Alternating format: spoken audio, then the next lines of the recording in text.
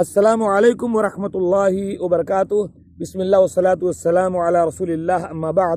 اعوذ باللہ من الشیطان الرجیم. بسم اللہ الرحمن الرحیم. والعصر ان الانسان لفی خسر الا الذین آمنوا وعملوا الصالحات وتواصوا بالحق وتواصوا بالصبر. قسم ہے زمانے کی، سارے انسان خسارے اور گھاٹے میں ہیں سوائے ان کے جو ایمان لے آئے، جنہوں نے نیک اعمال کیے اور جنہوں نے ایک دوسرے کو حق بات کی، تلقین کی، اچھائی کا حکم دیا، برائی سے روکا، اور جنہوں نے ایک دوسرے کو صبر کی تلقین کی. یہی دین ہے.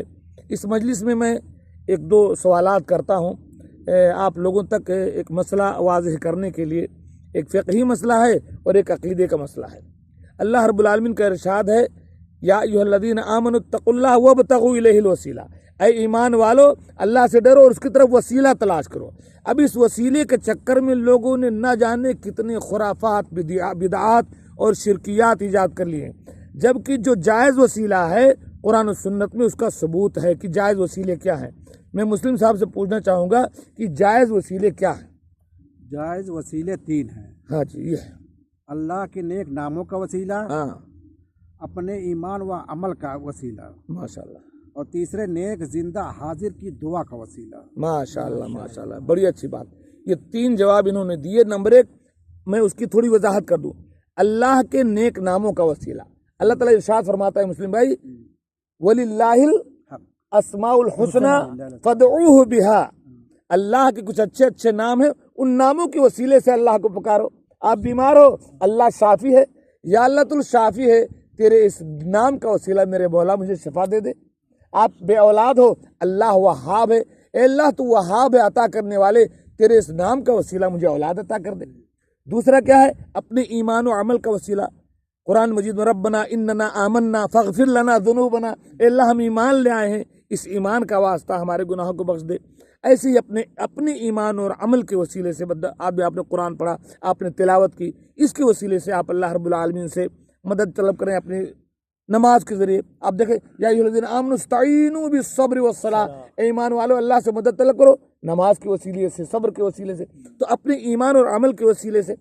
اور تیسرا نیک زندہ آدمی حاضر کی دعا، نیک بھی ہو، زندہ بھی ہو، حاضر بھی ہو، وہ دعا کرے، اس کے وسیلے سے آپ دعا کر سکتے ہیں کہ بھائی مجھے یہ پریشانی ہے، آپ ہمارے لیے دعا کر دیجئے. شیخ اللہ کے نبی صلی اللہ علیہ وسلم سے صحابہ کرام جاتے تھے، دعا کرواتے تھے، بارش کے لیے، بہت سارے چیزوں کے لیے اللہ کے نبی صلی اللہ علیہ وسلم دعا کرتے تھے، وہ ضرورت پوری ہوتی تھی.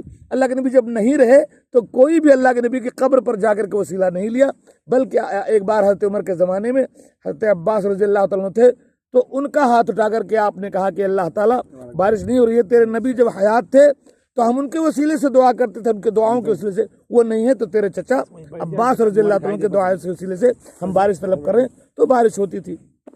اچھا جی، ان کو یہیں بٹھاؤ نا.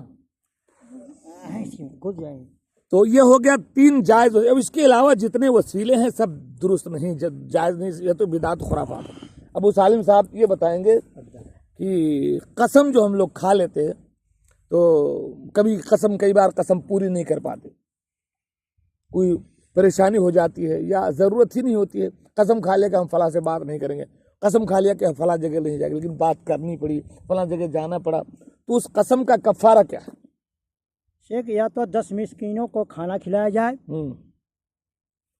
یا 10 مسکینوں کا کپڑا پہنایا جائے، ہاں جی، ہاں جی، یا ایک غلام آزاد کیا جائے. ہاں اگر یہ تینوں کام نہ کر سکیں ہاں. تو 3 دن کا روزہ رکھ لیجیے. کیا بات ہے، کیا.